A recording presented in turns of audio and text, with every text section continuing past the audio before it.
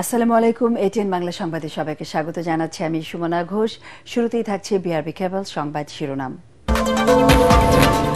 মানুষের ভাগ্যের উন্নয়ন না হলে কাজে আসবে না রাষ্ট্র সংস্কার, মন্তব্য মির্জা ফখরুলের। গুম ও শহীদ পরিবারের পাশে দাঁড়ায়নি অন্তর্বর্তী সরকার। ডিসেম্বরের মধ্যে জুলাই গণহত্যার টপ কমান্ডারদের বিচার শেষ করার আশাবাদ তাজুল ইসলামের। শেখ হাসিনার অপরাধ ৭১-এর পাক বাহিনীকেও হার মানিয়েছে। আগামী ৩ দিনের মধ্যে জুলাই সনদ চূড়ান্ত করতে রাজনৈতিক দলগুলোর প্রতি আহ্বান আলী রিয়াজের। আজ চলছে তত্ত্বাবধায়ক সরকার ও সংসদের নারী প্রতিনিধি নিয়ে আলোচনা। বাংলাদেশ পাকিস্তানকে নিয়ে ত্রিপক্ষীয় জোট গড়ার প্রত্যাশা চীনের। ডিক্যাপ টকে দেশটির রাষ্ট্রদূত। গ্রহণযোগ্য নির্বাচন আয়োজনে সরকারের প্রতি আস্থা রাখছে বেইজিং। এবং নৈরাজ্য সৃষ্টির আশঙ্কায় দেশ জুড়ে সর্বোচ্চ সতর্কতা পুলিশের। চলবে বিশেষ অভিযান ও তল্লাশি।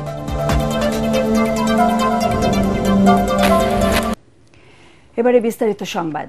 মানুষের ভাগ্যের উন্নয়ন করতে না পারলে সংস্কার ও রাষ্ট্র কাঠামোর পরিবর্তন কোনো কাজে আসবে না বলে মন্তব্য করেছেন বিএনপি মহাসচিব মির্জা ফখরুল ইসলাম আলমগীর। বনানীতে জুলাই আন্দোলনে শিশুদের ভূমিকা নিয়ে আয়োজিত অনুষ্ঠানে তিনি একথা বলেন। স্বৈরশাসনের পতনের পর অনেকের ভাগ্যের উন্নয়ন ঘটলেও অন্তর্বর্তী সরকার গুম খুনের শিকার এবং শহীদ পরিবারের পাশে দাঁড়ায়নি বলেও অভিযোগ করেন তিনি। স্বৈরশাসক শেখ হাসিনা বিরোধী আন্দোলনে নানা ত্যাগ স্বীকার করা ব্যক্তি ও পরিবারের পাশে থাকতে বিএনপি অঙ্গীকারাবদ্ধ বলেও জানান মির্জা ফখরুল। অনুষ্ঠানে শেখ হাসিনার শাসনামলে গুমের শিকার বিএনপি নেতাকর্মীদের পরিবারের পক্ষ থেকে স্বজনদের সন্ধানের দাবি জানানো হয়। আজকে আমরা অনেকেই পরিবর্তনের সঙ্গে সঙ্গেই ভালো ভালো জায়গা দখল করে বসে গেছি। বিভিন্ন জায়গায় অনেকে মন্ত্রী হয়েছি, অনেকে বড় বড় কর্মকর্তা হয়েছি, অনেকে আপনার বড় বড় ব্যবসা বাণিজ্য নিয়ে আপনারা এগিয়ে যাচ্ছি। কিন্তু আমার এই শিশুদের কথা কিন্তু আমরা ঠিক সেইভাবে সামনের দিকে এগিয়ে আনতে পারিনি। আমরা রাষ্ট্রের পরিবর্তন চাচ্ছি, কাঠামোর পরিবর্তন চাচ্ছি, আমরা সংস্কার চাচ্ছি। তো সেই সংস্কার, সেই কাঠামো যদি আমার মানুষের সার্বিক উন্নয়নে না আসে, আমাদের এই শিশুদের ভবিষ্যৎকে নির্মাণ করতে সাহায্য না করে, তাহলে সেই সংস্কার কোনো কাজে আসবে বলে আমি মনে করি না। আগামী ডিসেম্বরের মধ্যে জুলাই গণহত্যায় নেতৃত্বদানকারী শীর্ষ ব্যক্তিদের বিচার শেষ হবে বলে আশা প্রকাশ করেছেন চিফ প্রসিকিউটর তাজুল ইসলাম। আর আইন উপদেষ্টা বলেছেন, শেখ হাসিনা ও তার দোসররা যে অপরাধ করেছে তা ৭১-এ হানাদার বাহিনীও করেনি। রাজধানীতে আয়োজিত জুলাই গণহত্যার বিচার ও তথ্যচিত্র প্রদর্শনীর অনুষ্ঠানে তারা এসব কথা বলেন। আর জুলাই গণহত্যা বিচার না হলে বিচার বিভাগের উপর জনগণের আস্থা থাকবে না বলে মন্তব্য করেছেন বন ও পরিবেশ উপদেষ্টা।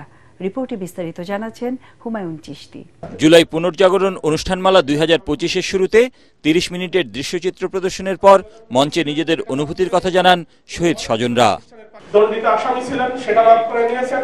উনি অনেকগুলো প্রতিষ্ঠানের পারমিশন নিয়েছেন আমাদের সন্তানদের রক্তের উপর দাঁড়িয়ে। এখন আমাদের মুখোমুখি হতে উনি ভয় পায় কেন? এ সময় অভিযোগের জবাব দেওয়ার চেষ্টা করেন আইন উপদেষ্টা। বিচারে সরকারের আন্তরিকতার ঘাটতি নেই জানিয়ে তিনি বলেন, অপরাধের মাত্রায় হাসিনা সরকার ছাড়িয়ে গিয়েছে হানাদার পাকিস্তানিদেরও। যুদ্ধের ময়দানে আপনি যদি ডেড বডি পুড়িয়ে ফেলেন, এটা যুদ্ধ অপরাধ। শেখ হাসিনা এবং তার দোসররা যে অপরাধ বাংলাদেশে করেছে, আমি সরি, আমার মনে হয় 1971 সালের পাকিস্তানি বাহিনী এত জঘন্য অপরাধ করে নাই। মৃতদেহ পুড়িয়ে ফেলা, আহত মানুষকে গুলি করে মেরে ফেলা, আড়াল মানুষকে আহত হয়ে যাচ্ছে যখন তখন গুলি করে মেরে ফেলা। এ সময় বন ও পরিবেশ উপদেষ্টা বলেন, জুলাই গণহত্যার বিচার না হলে জনমনে বিচার বিভাগ নিয়ে অনাস্থা তৈরি হবে। আর চিফ প্রসিকিউটর বলেন, চলতি বছর ডিসেম্বরের মধ্যেই শেষ হবে জুলাই গণহত্যার শীর্ষ হুকুমদাতাদের বেশ কিছু বিচার। দেশকে আমরা ওই ব্যক্তি, গোষ্ঠী আর দলীয় স্বার্থের উপরে রেখে পরিবর্তন না করি, তাহলে আসলে বিচার শুধুমাত্র একটা প্রাতিষ্ঠানিক আয়োজন হয়েই থাকবে, আর এই অন্যায়গুলো বারবার হয়তো রিপিটেড হবে। শেখ হাসিনার মামলা সাক্ষী দেওয়ার জন্য বাংলাদেশের মোটামুটি 18 কোটির মধ্যে 10 কোটি লোক সাক্ষী দেওয়ার জন্য রেডি আছে। যেভাবে বিচার প্রক্রিয়া আগাচ্ছে, টপ কমান্ডারদের বিচার একটা বড় অংশের বিচার আগামী ডিসেম্বরের মধ্যেই সমাপ্ত হবে বলে আমরা আপনাদেরকে আশা করতে পারি। জুলাই বিপ্লবের বিচারকে যারা বাধাগ্রস্ত করবে তারা ইতিহাসের আস্থা করে নিক্ষিপ্ত হবে বলে মন্তব্য করেন আমার দেশ পত্রিকার সম্পাদক হুমায়ুন চিস্তি, এটিএন বাংলা, ঢাকা। বৈষম্য বিরোধী ছাত্র আন্দোলনে রংপুরে বেগম রোকেয়া বিশ্ববিদ্যালয়ের শিক্ষার্থী আবু সাইদ হত্যার ঘটনায় মানবতা বিরোধী অপরাধের মামলায় অভিযোগ গঠন বিষয়ে আসামি পক্ষের শুনানি চলছে। মানবতা বিরোধী অপরাধের এই মামলায় বেগম রোকেয়া বিশ্ববিদ্যালয়ের সাবেক প্রক্টর শরীফুল ইসলাম সহ গ্রেফতার ৬ আসামিকে আন্তর্জাতিক অপরাধ ট্রাইব্যুনালে হাজির করা হয়। ট্রাইব্যুনাল ২ এর বিচারপতি নজরুল ইসলাম চৌধুরীর নেতৃত্বাধীন ৩ সদস্যের বিচারিক প্যানেল এই শুনানিতে অংশ নিয়েছেন। গতকাল প্রসিকিউশন টিম এই মামলায় অভিযোগ গঠনের প্রার্থনা করেন। এরপর আদালত শুনানির জন্য আজকের দিন ধার্য করেন।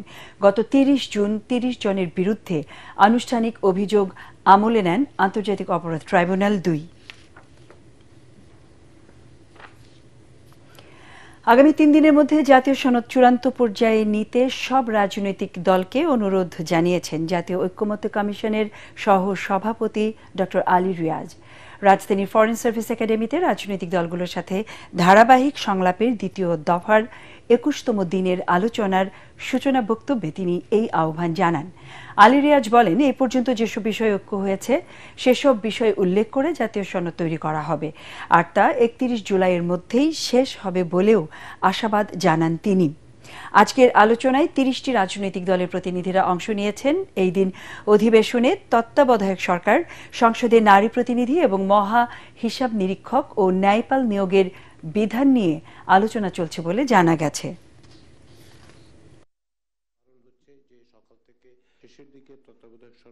এই ৩ দিন ৩১শে জুলাইয়ের মধ্যে আমরা যেভাবেই হোক আমাদের সনের এক চূড়ান্ত রূপ অন্তত পক্ষে যে সমস্ত বিষয়ে ঐক্যমত্য প্রতিষ্ঠা হয়েছে সেগুলো সুস্পষ্ট করা দরকার করতে হবে। প্রাথমিক পর্যায়ে যে সমস্ত ঐক্যমত্য হয়েছে সেগুলো আমরা আশা করছি আজ বা কালের মধ্যে রাজনৈতিক দলগুলোর সাথে আমরা তাদের কাছে পৌঁছে দিতে পারবো। তাতে করে যেটা হবে, এই পর্যায়ে যেগুলো হয়েছে সেগুলো সমন্বিত করে পরশুদিনের মধ্যে আমরা একটা সনদের জায়গায় পৌঁছাবো।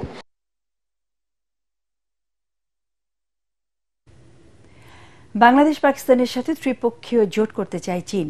এতে ৩ দেশের জনগণ এবং দক্ষিণ এশিয়া উপকৃত হবে বলে জানিয়েছেন চীনের রাষ্ট্রদূত ইয়াও ওয়েন। জাতীয় প্রেস ক্লাবে কূটনৈতিক প্রতিবেদকদের সংগঠন ডি-ক্যাব টকে অংশ নিয়ে তিনি একথা জানান। অন্তর্বর্তী সরকার একটি অবাধ সুষ্ঠু নির্বাচন আয়োজন করবে প্রত্যাশা জানিয়ে রাষ্ট্রদূত বলেন, নির্বাচন নিয়ে বাংলাদেশের জনগণ এবং রাজনৈতিক দলগুলোই সিদ্ধান্ত নেবে। রিপোর্ট করছেন ইয়াসিন রানা। চীনের রাষ্ট্রদূতকে নিয়ে ডি-ক্যাব টকের আয়োজন করে ডিপ্লোম্যাটিক করেসপন্ডেন্টস অফ বাংলাদেশ। এতে চীন বাংলাদেশের সম্পর্ক, বাণিজ্য, বিনিয়োগ, কৃষি, চিকিৎসা সহযোগিতা, তিস্তা মহাপরিকল্পনা বাস্তবায়ন, বাংলাদেশ পাকিস্তানকে নিয়ে নতুন জোট, বাংলাদেশের নির্বাচন সহ নানা বিষয়ে কথা বলেন রাষ্ট্রদূত ইয়াও ওয়েন।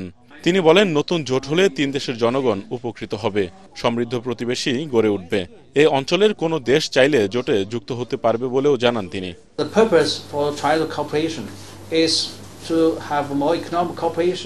বাংলাদেশ ও পাকিস্তানের সাথে যৌথ উদ্যোগে কাজ করতে চায় চীন। আমাদের লক্ষ্য উন্নত ও সমৃদ্ধ প্রতিবেশী গড়ে তোলা ও তাদের সার্বভৌমত্ব অক্ষুণ্ণ রাখা।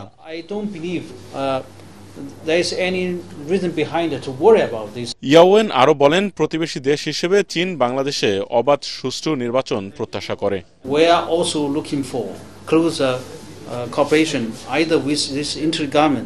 চীন প্রত্যাশা করে অন্তর্বর্তী সরকার একটি সুন্দর নির্বাচন আয়োজন করতে পারবে। বাংলাদেশে একটি অবাধ, সুষ্ঠু ও অংশগ্রহণমূলক নির্বাচন হবে বলে আশা করি। তবে কখন নির্বাচন হবে বাংলাদেশের জনগণ ও রাজনৈতিক দলগুলো সিদ্ধান্ত নেবে। তিস্তা মহাপরিকল্পনা বাস্তবায়নে চীন বাংলাদেশের সাড়া পাওয়ার অপেক্ষায় রয়েছে বলেও জানান দেশটির রাষ্ট্রদূত। ইয়াসিন রানা, এটিএন বাংলা, ঢাকা। মাইলস্টোন স্কুলে বিমান দুর্ঘটনায় মৃতের সংখ্যা নিয়ে তথ্য গোপন করার কিছু নেই বলে জানিয়েছেন স্বাস্থ্যসেবা সচিব সাইদুর রহমান। তিনি বলেন, মৃতের সংখ্যা নিয়ে বিতর্কের অবকাশ নেই। ঢাকা রিপোর্টার্স ইউনিটিতে গণমাধ্যম কর্মীদের জন্য মানসিক স্বাস্থ্যসেবা কর্মসূচি খোলা জানালা উদ্বোধন অনুষ্ঠানে তিনি এসব কথা বলেন।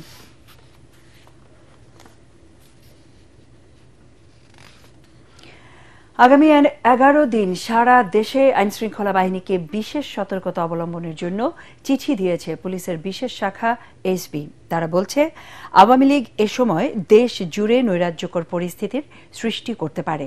এ অবস্থায় এসবি থেকে বিভিন্ন ইউনিটকে জরুরি চিঠি পাঠানো হয়। সংস্থাটির গোয়েন্দা তথ্য বলছে, আওয়ামী লীগ গোপনে একত্রিত হয়ে হামলা বা সহিংসতা ঘটাতে পারে। আগামী 29 জুলাই থেকে 8 অগস্ট পর্যন্ত সময়কে কেন্দ্র করে অনলাইন ও অফলাইনে সংঘবদ্ধ প্রচারণার মাধ্যমে নৈরাজ্য সৃষ্টির চেষ্টা হতে পারে বলে মনে করছে এসবি। দলটির কিছু নেতা ও কর্মী এ সময় সরকারি ও বেসরকারি স্থাপনায় হামলা, বিশৃঙ্খলা কিংবা ভাঙচুর চালাতে পারে বলে আইনশৃঙ্খলা বাহিনীকে সতর্ক করেছে পুলিশের এই বিশেষ শাখা। পরিস্থিতি নিয়ন্ত্রণে বিশেষ অভিযান ও মোবাইল পেট্রোল পরিচালনার নির্দেশনাও দেয়া হয়েছে। ছাত্র আন্দোলনে প্রত্যক্ষ ভূমিকা রাখার দায়ে শেখ হাসিনার নেতৃত্বে 14 দলের বৈঠকে জামায়াত শিবির নিষিদ্ধের সিদ্ধান্ত হয় গত বছরের আজকের এই দিনে। একই সাথে ছাত্র আন্দোলনকারীদের বিরুদ্ধে খুনসহ অন্যান্য মামলা দিয়ে কঠোর শাস্তি দেওয়ার সিদ্ধান্ত নেওয়া হয় 14 দলের বৈঠকে।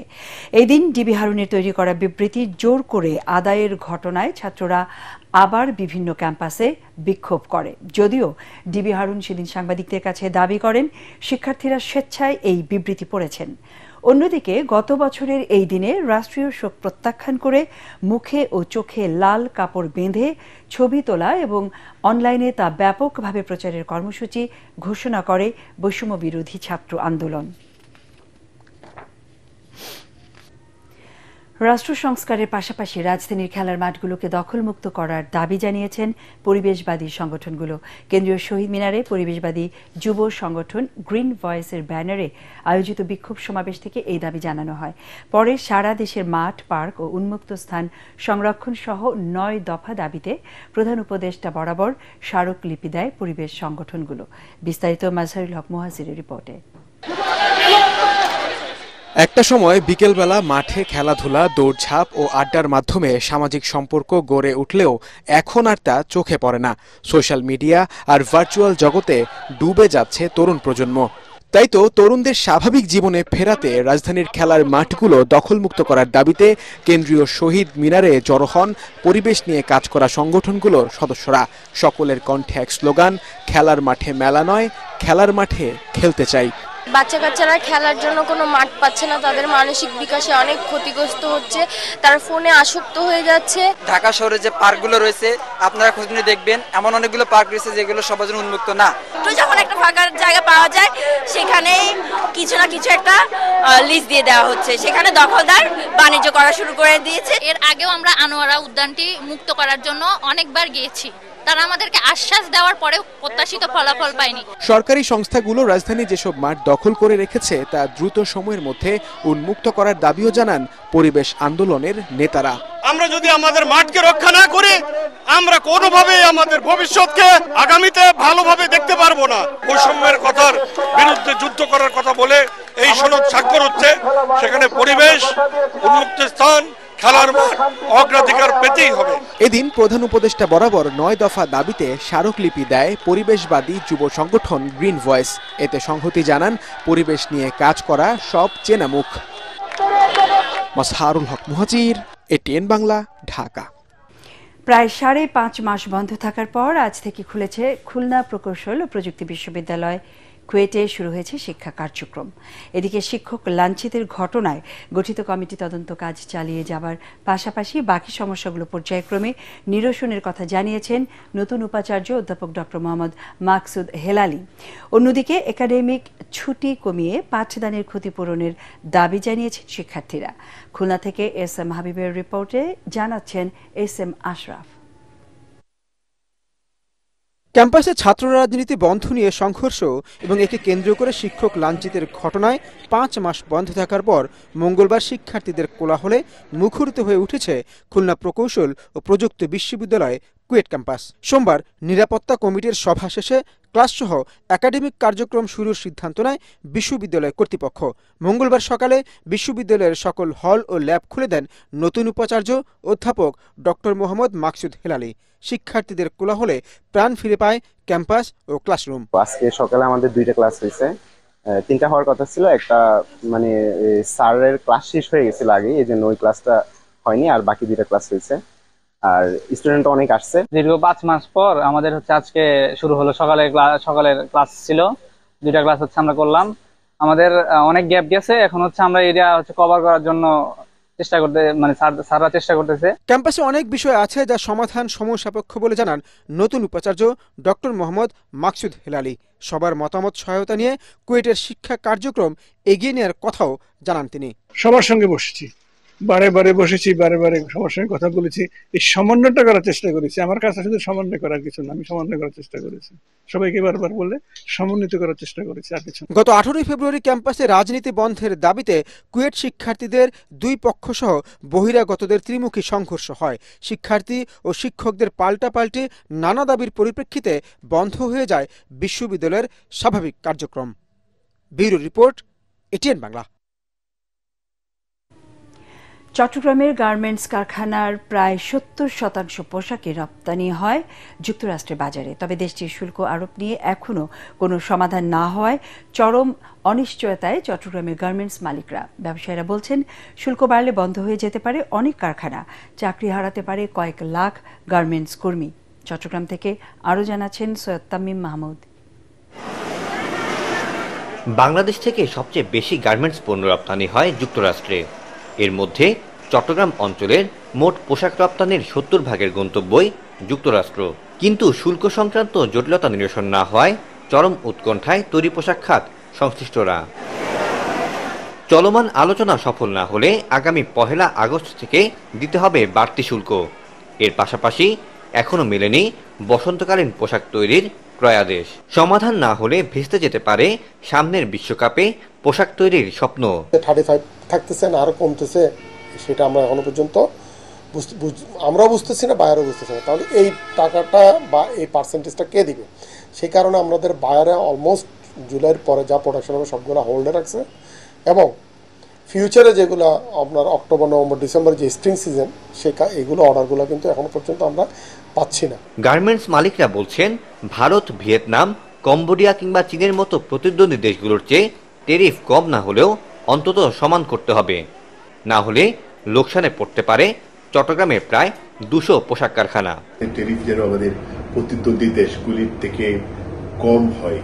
যদি প্রতিদ্বন্দ্বী দেশের তুলনায় আমাদের ট্যারিফটা বেশি হয়, তাহলে আমরা কিন্তু প্রতিযোগিতায় পিছিয়ে পড়ব, অনেক ক্ষেত্রে ছিটকে পড়ার সম্ভাবনা থাকবে। বিশেষজ্ঞরা বলছেন, এই শুল্ক বাড়লে বন্ধ হয়ে যেতে পারে অনেক কারখানা, চাকরি হারাতে পারে কয়েক লাখ গার্মেন্টস কর্মী। তাই যুক্তরাষ্ট্রের বাইরে সম্ভাবনাময় বাজার ধরতে এখন থেকে জোর প্রচেষ্টা চালানোর দাবি ব্যবসায়ীদের। সৈয়দ তামিম মাহমুদ, এটিএন বাংলা, চট্টগ্রাম।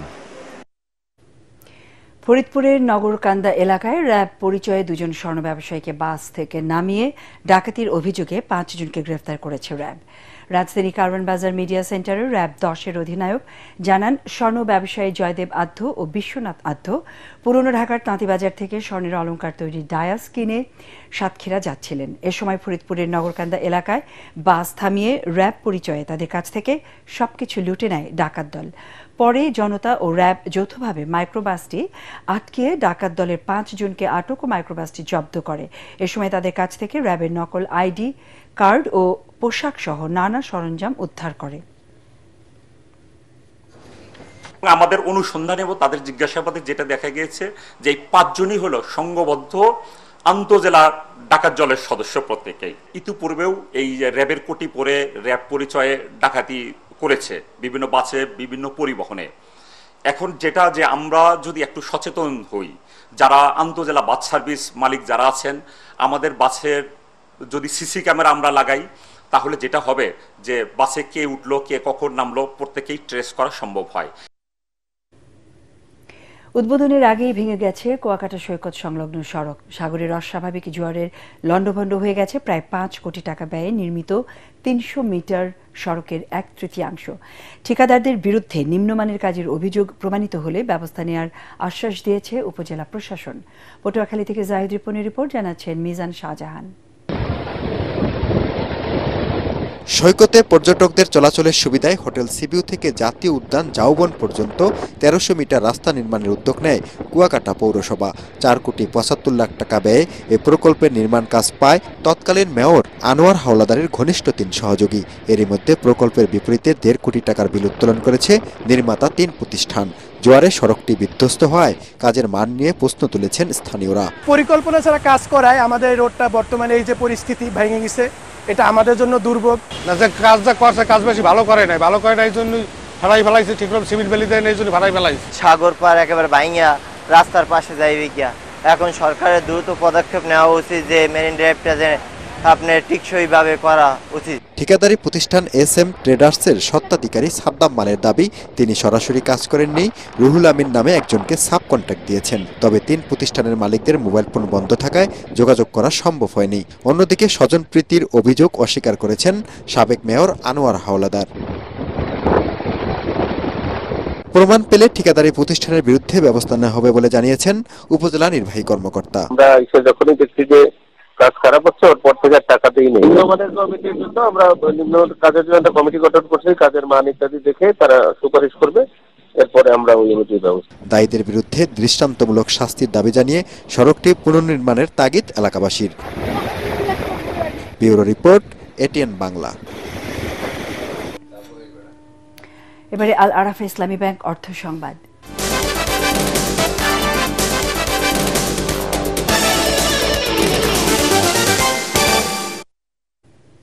মালয়েশিয়ার সাবেক প্রধানমন্ত্রী মাহাথির মোহাম্মদের আমন্ত্রণে তার সাথে মত বিনিময় করেছেন দেশের শীর্ষস্থানীয় শিল্প প্রতিষ্ঠান PHPর প্রতিষ্ঠাতা চেয়ারম্যান বিশিষ্ট শিল্পপতি আলহাজ সুফি মোহাম্মদ মিজানুর রহমান। তিনি জানান, এই সাক্ষাতে দীর্ঘদিনের সৌহার্দ্যপূর্ণ সম্পর্ক আরও জোরদার হয়েছে। সোমবার কুয়ালালামপুরে এই মতবিনিময় অনুষ্ঠিত হয়। ফারহিন ইসলাম টুম্পার রিপোর্ট। আধুনিক মালয়েশিয়ার রূপকার ও সাবেক প্রধানমন্ত্রী ড মাহাথির মোহাম্মদের আমন্ত্রণে মালয়েশিয়া সফর করেন দেশের শীর্ষস্থানীয় শিল্প প্রতিষ্ঠান PHP ফ্যামিলির প্রতিষ্ঠাতা চেয়ারম্যান ও সমাজসেবায় 21 পদকপ্রাপ্ত শিল্পপতি আলহাজ সুফি মোহাম্মদ মিজানুর রহমান। দেশটির রাজধানী কুয়ালালামপুরে স্থানীয় সময় সোমবার মাহাথির মোহাম্মদের সাথে সাক্ষাৎ করেন তিনি। এ সময় মালয়েশিয়ার এই রূপকার সুফি মিজানকে স্বাগত জানান এবং নৈশভোজে মিলিত হন। শতবর্ষে পদার্পণ করায় মাহাথির মোহাম্মদকে ফুলেল শুভেচ্ছা জানান সুফি মোহাম্মদ মিজান। সৌহার্দ্যপূর্ণ পরিবেশে এই মতবিনিময় আয়োজনে আরও উপস্থিত ছিলেন বিশিষ্ট ব্যবসায়ী ব্যক্তিত্ব জিল্লুর রহমান, PHP পরিবারের ব্যবস্থাপনা পরিচালক মোহাম্মদ ইকবাল হোসেন ও পরিচালক মোহাম্মদ জহিরুল ইসলাম রিঙ্কু। 2023 সালে সুফি মিজানুর রহমানের আমন্ত্রণে সস্ত্রীক বাংলাদেশে আসেন মাহাথির। সে সময় PHP ফ্যামিলির বিশ্ববিদ্যালয় UITS এর দ্বিতীয় সমাবর্তনে প্রধান অতিথি হিসেবে অংশ নেন তিনি। এছাড়া মাহাথিরের কনিষ্ঠ পুত্র মোহাম্মদ আক্তার পারভেজ বাংলাদেশে নিযুক্ত মালয়েশিয়ার অনারারি কনসাল। ফারহিন ইসলাম টুম্পা, ATN বাংলা। এবার আন্তর্জাতিক সংবাদ।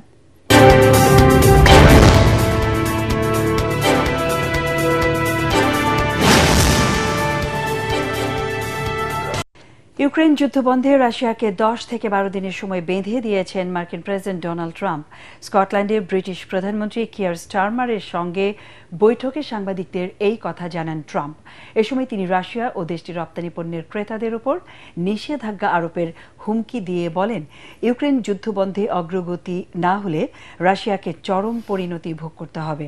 ট্রাম্পের এই বক্তব্যের পর রাশিয়ার সাবেক প্রেসিডেন্ট ও পুতিনের ঘনিষ্ঠ সহযোগী দিমিত্রি মেদভেদেভ সামাজিক যোগাযোগ মাধ্যম এক্সে পোস্টে লিখেছেন, প্রতিটি নতুন সময়সীমার মানে এক একটি হুমকি আর তা যুদ্ধের দিকে এক ধাপ এগিয়ে যাওয়া। তিনি মনে করেন, এই যুদ্ধ রাশিয়া ও ইউক্রেনের মধ্যে নয়, বরং ট্রাম্পের নিজ দেশের সঙ্গেই এই সংঘাতের আশঙ্কা তৈরি হয়েছে।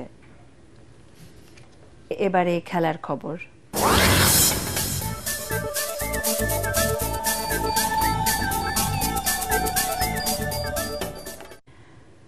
সেন্ট কিটসে পঞ্চম টি20তে ওয়েস্ট ইন্ডিজকে 3 উইকেটে হারিয়ে হোয়াইট ওয়াশ করেছে অস্ট্রেলিয়া।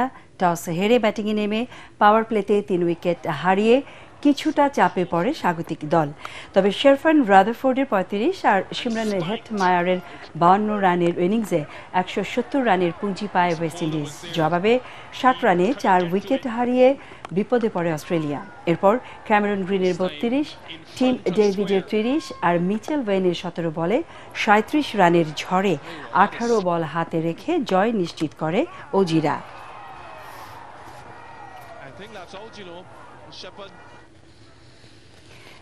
সংবাদ শেষ করব, তার আগে বিআরবি কেবল সংবাদ শিরোনাম আরও একবার। মানুষের ভাগ্যের উন্নয়ন না হলে কাজে আসবে না রাষ্ট্র সংস্কার, মন্তব্য মির্জা ফখরুলের। গুম ও শহীদ পরিবারের পাশে দাঁড়ায়নি অন্তর্বর্তী সরকার। ডিসেম্বরের মধ্যে জুলাই গণহত্যার টপ কমান্ডারদের বিচার শেষ করার আশাবাদ তাজুল ইসলামের। শেখ হাসিনার অপরাধ ৭১-এর পাক বাহিনীকেও হার মানিয়েছে।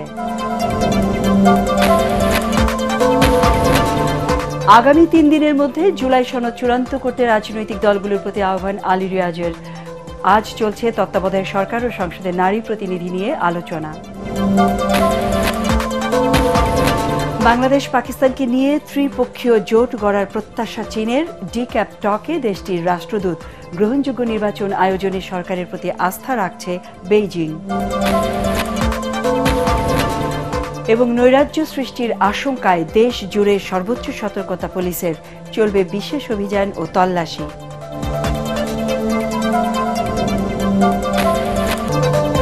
আমাদের পরের সংবাদ দেখার আমন্ত্রণ জানিয়ে এখনকার মতো শেষ করছি এটিএন বাংলা সংবাদ। ইউটিউবে দেখতে ব্রাউজ করুন youtube/HN Bangla News। ধন্যবাদ।